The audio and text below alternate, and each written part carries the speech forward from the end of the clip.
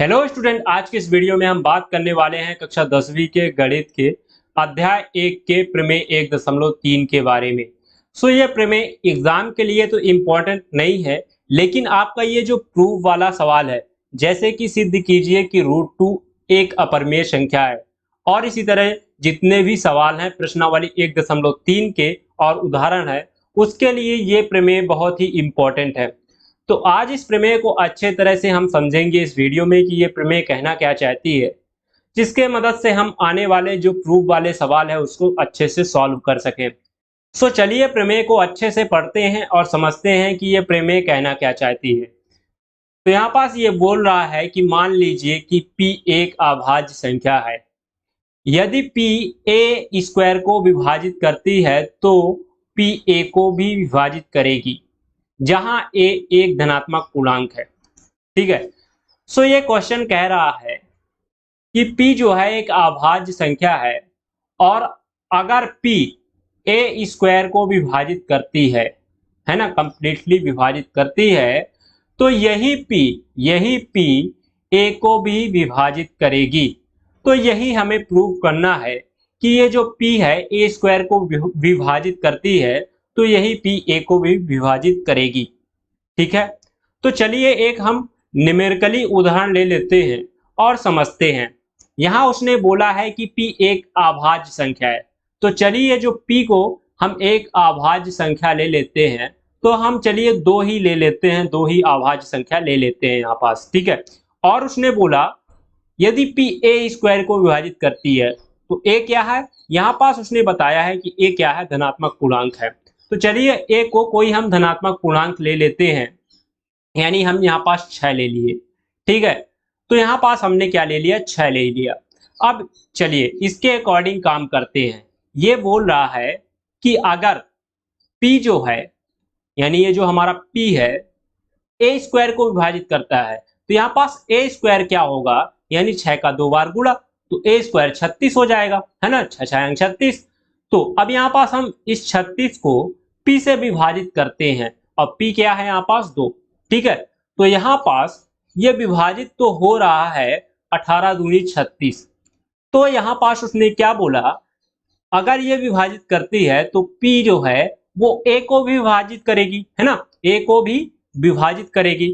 तो यहाँ पास देख लेते हैं, A हमारा क्या है, 6 है, और P हमारा वही P क्या है, 2 है। ठीक है, तो हमारा P 6 को भी विभाजित तो करेगी, यहाँ से हमें क्लियरली दिख रहा है, तो 2 तिहाई 6। तो ये बात बिल्कुल सही है कि अगर P जो है a स्क्वायर को विभाजित करती है तो P a को भी विभाजित करेगी। अब इसे प्रूफ कैसे करना है, तो चलिए यहाँ पास हम देखते हैं कि इसे प्रूफ कैसे करना है।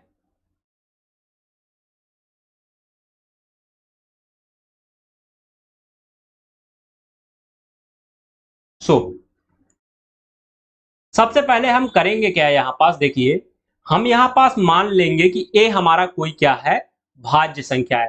तो यहाँ पास हम मान लेंगे, ठीक है, माना a क्या है, हमारा भाज्य संख्या है, माना a भाज्य संख्या है।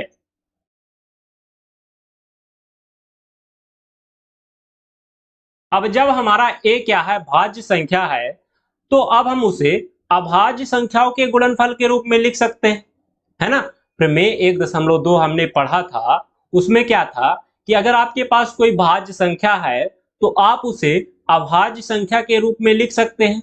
अगर जिसने भी नहीं पढ़ा और पढ़ना चाहता है तो ये वीडियो यहाँ पास आप जरूर देखें जाके। ठीक है, तो यहाँ पास आप देख सकते हैं अंकगणित का आधारभूत प्रमेय क्या है, उसमें हमने बड़े ही अच्छे तरीके से बताया है, और साथ ही उदाहरण 5 6 7 8 को सॉल्व कराया है। तो आप वो वीडियो जरूर देखें। तो चलिए अभी इस वीडियो की बात करते हैं। तो यहाँ पास a हमारा भाज्य संख्या है, तो हम उसे अभाज्य संख्याओं के गुणनफल के रूप में लिख सकते हैं।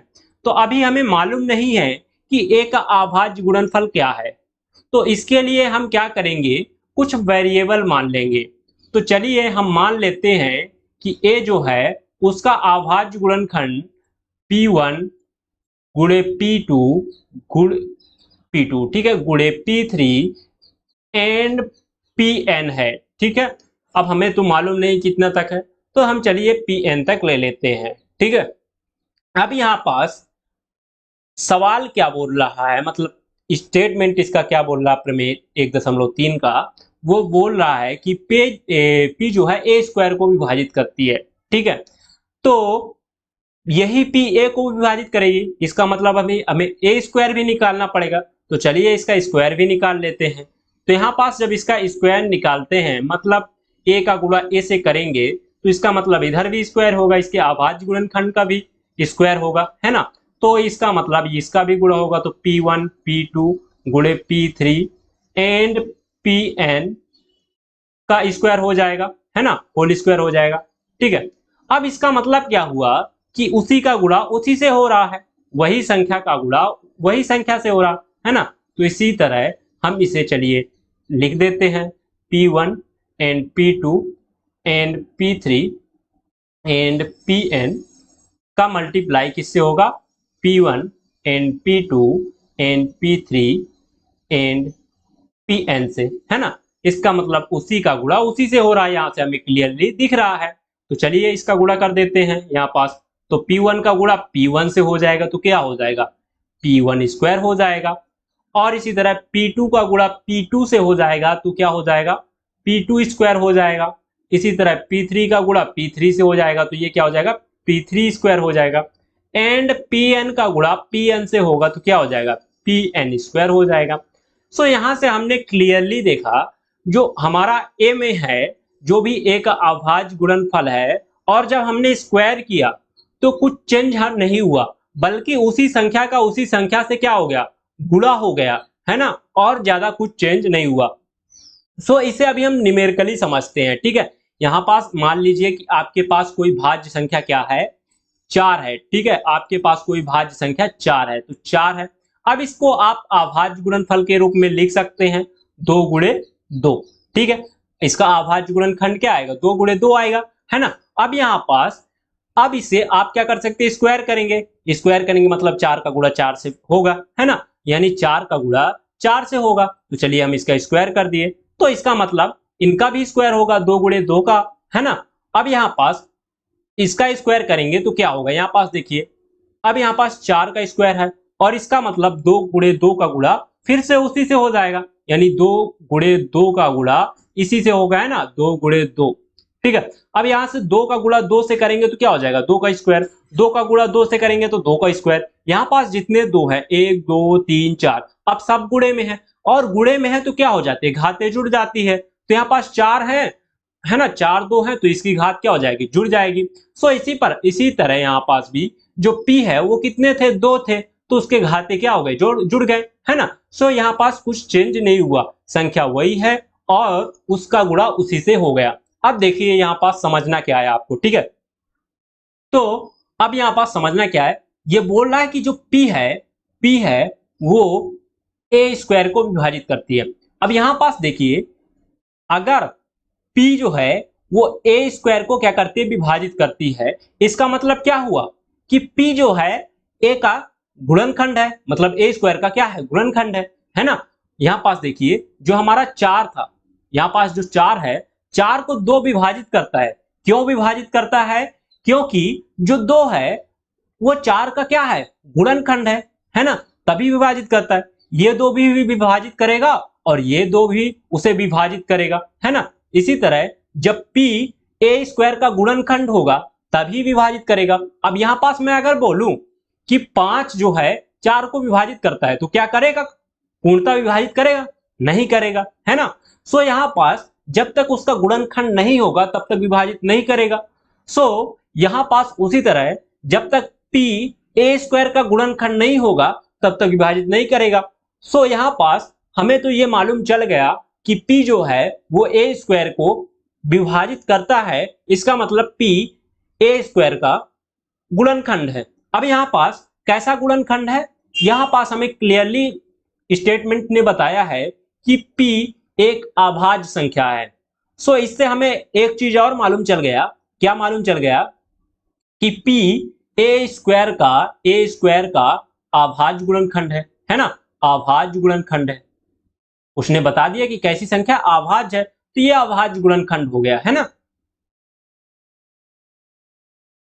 हाँ, सो यहाँ पास P जो है ए स्क्वायर का अभाज्य गुणनफल है। ठीक है, अब यहाँ पास जो हमारा ये रिजल्ट आया, यहाँ देखिए ए स्क्वायर का जो रिजल्ट आया P1 square, P2 square, P3 square. सो यहाँ पास देखिए कि ये जो P है तो P1 P2 P3 है। सो इसमें कुछ नहीं हुआ कि कुछ नहीं हुआ, बल्कि उन्हीं का गुणा उन्हीं से हो गया, है ना। तो अभाज्य गुणनखंड तो वही है ना। यानी कि आपका ये जो P है, यानी कि आपका ये जो P है कुछ नहीं, सब इन्हीं में से है। इन्हीं में से एक है P1 P2 एन P3 से एन Pn से, है ना। अलग कुछ नहीं है, सब इसी में से है। अब जब इसी में से है तो ये कंप्लीटली विभाजित करेगा, है ना, P1 P2 and P3 and Pn को करेगा कि नहीं। जब इसी में से है, देखिए जो दो है वो भैया इन्हीं में से है, 2 गुणे 2 में से एक ही है 2, है ना। तो इसे 4 को कंप्लीटली विभाजित करेगा। सो उसी तरह जो P है इन्हीं में से है तो इसे कंप्लीटली विभाजित करेगा P, है ना। सो इसी प्रकार जो P है ए स्क्वायर को कंप्लीटली विभाजित कर रहा, तो जो A है, A का गुणनखंड क्या है P1 P2 P3। सो इसी तरह आपका जो ये P है, P इसके अंदर से है तो P जो A को भी क्या करेगा, कंप्लीटली विभाजित करेगा। बस यहाँ पास यही है इसका मेन कॉन्सेप्ट, इसमें यही समझना है। ठीक है, सो इसमें ज्यादा कुछ है नहीं, एग्जाम में ये पूछा नहीं जाएगा। अब यहाँ पास इसको लिखना कैसे है ये मैं आपको बता दूं। ठीक है, अभी तक हमने जितना आपको समझाया वही आपको शब्दों में लिख देना है। ठीक है, सो यहाँ देखिए, यहाँ जो ब्लैक पेन से लिखा है उसे तो लिखना ही है।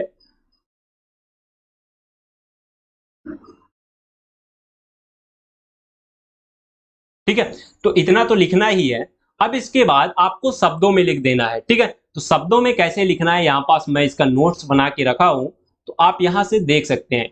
देखिए, सो यहाँ पास आप देखिए इसकी उत्पत्ति यहाँ पास से किया है, माना ए अभाज्य संख्या है। ठीक है, यहाँ से ये हो गया। फिर आपको क्या करना है, यहाँ पास तब ए जब अभाज्य संख्या है तो इसके गुणनखंड के रूप में लिख सकते हैं। तो यहाँ पास ए को हमने इसके अभाज्य गुणनफल के रूप में लिख दिया। हमें पता नहीं था कि अभाज्य गुणनफल क्या आएगा, इससे कौन सी संख्या आएगा, तो हमने वेरिएबल मान लिया। फिर इसका स्क्वायर किया। स्क्वायर करने पर हमें ये पता चला कि ये कुछ नहीं हुआ, उन्हीं जो प्राइम फैक्टर थे यानी अभाज्य गुणनखंड थे उसका गुणा उन्हीं संख्याओं से हो गया, है ना। सो इससे हमें ये क्लियरली पता चला कि जो हमारा P है, जो हमारा P है बल्कि कुछ नहीं, बस इन्हीं P1 P2 एंड P3 से है। अब जब इन्हीं P1 P2 P3 से है तो यानी कि इनको ये कंप्लीटली डिवाइड करेगा। और यहाँ हमने देखा था क्वेश्चन में जो मतलब स्टेटमेंट में उसने बताया था कि P जो है वो ए स्क्वायर को कंप्लीटली विभाजित करती है। सो देखा जाए तो कुछ नहीं, ये सब मिला के उन्हीं का फैक्टर है, इसलिए P ए को भी कंप्लीटली विभाजित करेगा। सो यहाँ पास हमने फिर इसके बाद क्या लिखा है, यहाँ पास स्टेटमेंट इसका लिखा है, दिया है P ए स्क्वायर को विभाजित करता है। P एक अभाज्य गुणनखंड है ए स्क्वायर का। ठीक है, और अंकगणित के आधारभूत प्रमेय का उपयोग करके हम यह कह सकते हैं कि A square P1 P2 and P3 and Pn का गुणनखंड है। अतः P इसी P1 P2 and P3 Pn में से एक है, हम कह सकते हैं। ठीक है, ये कह सकते हैं कि एक है, ठीक है ना। और फिर इसके बाद क्या है, यहाँ a को भी अभाज्य गुणनखंड P1 and P3 and Pn है, इसीलिए यह सिद्ध हुआ कि P जो है वो A को विभाजित करता है। ठीक है, बस यहाँ पास आपको ऐसे लिख देना है। आप अपने भाषा में भी इसे लिख सकते हैं, आपको जो समझ में आए उसमें कोई दिक्कत नहीं है। ठीक है, सो अगर ये इसका आपको PDF चाहिए ना तो आप मेरा टेलीग्राम चैनल ज्वाइन कर सकते हैं, लिंक नीचे डिस्क्रिप्शन पे, या आप जाके सर्च कर सकते हैं आलोक मोशन क्लासेस। ठीक है, अब मैं आपको एक चीज इसको और मतलब सरल तरीके से समझाता हूँ। ठीक है, इसके स्टेटमेंट में है क्या, इसका स्टेटमेंट देखिए, जो कि ये बोल रहा है बेसिकली, अगर आपके पास कोई धनात्मक पूर्णांक है, धनात्मक पूर्णांक है, ठीक है, पूर्णांक है, अगर आपके पास कोई धनात्मक पूर्णांक है, धनात्मक पूर्णांक है जो कि क्या है, पूर्ण वर्ग है, पूर्ण वर्ग है। ठीक है, अब जिन लोगों को ये मालूम नहीं कि धनात्मक पूर्णांक है, पूर्ण वर्ग क्या है, सो वो हमारा वीडियो क्लास 10 का पहला वीडियो देख सकते हैं, ठीक है, जिसमें हमने बेसिक परिचय बताया और इन सबको बताया कि ये सब क्या है, ठीक है। और इस धनात्मक पूर्णांक को विभाजित करने वाला हमारे पास कोई अभाज्य संख्या है। क्या है? कोई अभाज्य संख्या है इस धनात्मक पूर्णांक को कंप्लीटली विभाजित करने वाला। तो यही अभाज्य संख्या इस धनात्मक पूर्णांक को, यही अभाज्य संख्या इस धनात्मक पूर्णांक के वर्ग को भी विभाजित कर देगा, ठीक है, इस धनात्मक पूर्णांक के वर्ग को भी विभाजित कर देगा, ठीक है। चलिए एक न्यूमेरिकल उदाहरण ले लेते हैं इसी का। मान लीजिए आपके पास कोई धनात्मक पूर्णांक है 36, ठीक है, जो कि पूर्ण वर्ग है, ठीक है, और इसे विभाजित करने वाला कोई अभाज्य संख्या आपके पास 3 है, ठीक है। यहाँ पास 12 तिहाई 36 होता है, यानी 3 इसे 12 तिहाई, ठीक है ना, तो 12 तिहाई 36 होता है। इसका मतलब 3 इसे 36 को कंप्लीटली डिवाइड करता है, ठीक है। अब यहाँ अगर हम 36 का रूट यानी 36 का वर्ग को 3 से डिवाइड करें तो ये होगा भैया 36 का रूट क्या आएगा, 6 होगा, और 3 से ये विभाजित होगा। यहाँ पास हम क्लियरली देख सकते हैं। तो यहाँ पास 3 जो है वो 6 को कंप्लीटली डिवाइड कर दे रहा 2 से, है ना। तो यानी कि यहाँ पास अगर आपके पास कोई धनात्मक पूर्णांक है और जो कि पूर्ण वर्ग है और आपके पास कोई अभाज्य संख्या इसे विभाजित करने वाला, तो उसके पूर्ण वर्ग को भी विभाजित करेगा। यहाँ पास जो इसका स्टेटमेंट है वो यही कहता है। और जो हमने ये बताया आपको, ये आपको हमने जो बताया वो वही बात है। आप जरा थोड़ा सा सोच के देखिए, ठीक है, ठीक है, तो आप सोच के देखिए, वही है और कुछ नहीं, ठीक है। उम्मीद है आपको ये वीडियो समझ में आ गया हो। अगर समझ में नहीं आया तो कमेंट सेक्शन में जाकर एक बार जरूर बताएं, ताकि हम आपको और सरल तरीके से समझा सकें, ठीक है। मिलते हैं अगले वीडियो पर, तब तक के लिए वीडियो को लाइक कर दें और चैनल को सब्सक्राइब कर दीजिए, और फिर उसके बाद टाटा बाय।